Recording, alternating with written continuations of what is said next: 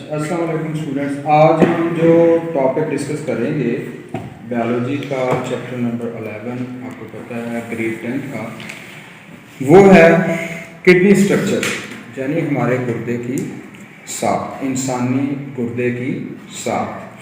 तो इसमें हम सबसे पहले देखते हैं कि इसकी शक्ल कैसी होती है गुर्दे की। तो लोबिया का बीज आपने देखा होगा, लोबिया आपको पता है एक फली में से निकलता है एक बीज, ठीक है।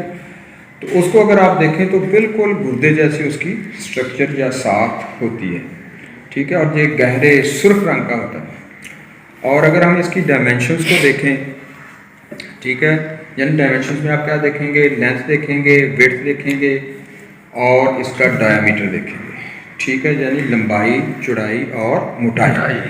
तो इंसानी जो एक गुर्दा है वो एवरेज अगर हम देखें तो उसकी लेंथ जो होती है वो 10 सेंटीमीटर होती है, उसकी वेट चौड़ाई जो होती है वो 5 सेंटीमीटर होती है, और इसका डायमीटर या मोटाई अगर आप देखें तो वो 4 सेंटीमीटर होती है। तो ये एवरेज है, ठीक है। तो जिस तरह फर्क करें, कुछ इंसान हाइट में कम होते हैं, कुछ ज़्यादा होते हैं, तो उस लिहाज से उनके ज़ाहिर है गुर्दे जो हैं वो उसके साइज़ के अंदर थोड़ा सा फ़र्क होगा, लेकिन ये एवरेज है, ठीक है। तो उसके बाद हम बात करते हैं इसके वेट की। तो इसका जो गुर्दे का जो एवरेज वेट है वो 120 ग्राम है। और इसको अगर आप समझना चाहते हैं तो अगर हम किसी शॉपकीपर के पास जाएं तो उसके पास ना वो एक छोटा बाट होता है स्याह कलर का, उसके ऊपर लिखा होता है 100 ग्राम, ठीक है, छोटा सा बाट होता है।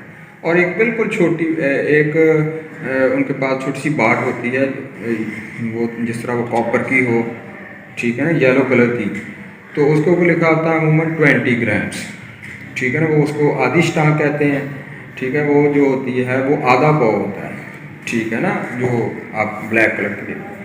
तो इस तरह 120 ग्राम जो है वो वेट है इसका, आधा पाव आप कह सकते हैं एक किडनी का, ठीक है। उसके बाद फिर हम देखते हैं कि किडनी जो है वो इंसानी जिस्म में किस जगह पे इसका वकूअ है, किस जगह पे पाया जाता है, ठीक है। तो ये जो है यानी कि हमारा पेट, ठीक है, पेट आपको पता है जिसको आप एब्डोमेन भी कहते हैं, तो इसकी पिछली दीवार के साथ, और जो डायाफ्राम हमारे अज़ाए रईसा यानी ऊपर दिल है, फेफड़े हैं, उनको एक पर्दा लपेट के रखता है, उसको आप डायाफ्राम कहते हैं। उससे नीचे जो है और एब्डोमेन के पीछे एक वर्टिबल कॉलम होता है। तो वर्टिबल कॉलम के दाएं और बाएं तरफ जो है वो ये गुर्दे जुड़े हुए होते हैं, ठीक है। बायां गुर्दा जो होता है ये थोड़ा सा ऊपर होता है, ठीक है, जबकि दायां गुर्दा जो है वो थोड़ा सा नीचे होता है। तो ये इसकी अकरेंस है, ठीक है।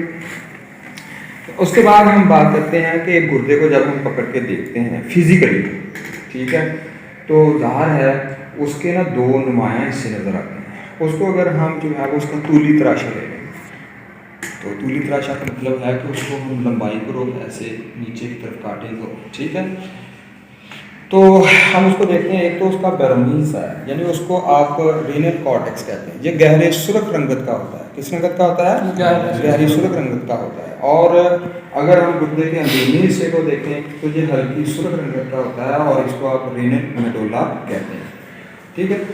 तो रेनल मेडुला जो होता है इसके अंदर बहुत सारी कुछ मखरूती साख्तें होती हैं जिनको आप रेनल पैरामिड्स कहते हैं। क्या कहते हैं? Renal pyramids.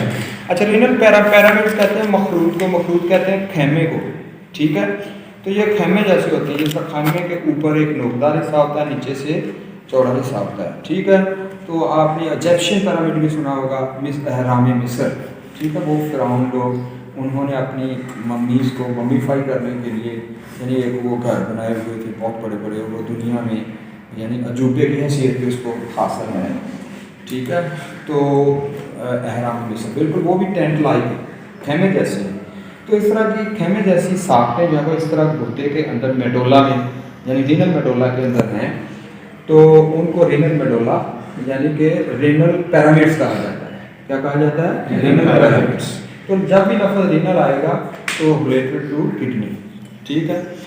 तो इसके आगे जब हम बात करते हैं तो कुछ की फरमाने हिस्से जो होते हैं वो रेनल पिरामिड के नोकदार हिस्से की तरफ ऐसे जैसे हथेली फैलाए खड़े हों, या कीफ जो है वो पेट्रोल डलवा रही है, बिल्कुल ऐसे, उसको आप कहते हैं रेनल पेल्विस। क्या कहते हैं? Renal pelvis. ठीक है, तो वो रेनल पेल्विस जो है वो असल में वो जो रेनल पिरामिड से जो भी, ठीक है, लिक्विड जो है एक्सक्रीट होता है, ज़ाहिर है वो यूरिन होता है, ठीक है, वो इसको अपने अंदर ले लेती है और इसको इकट्ठा करके एक चौड़े हिस्से को दे देती है, जिसको आप रीनल पेल्विस कहते हैं। क्या कहते हैं?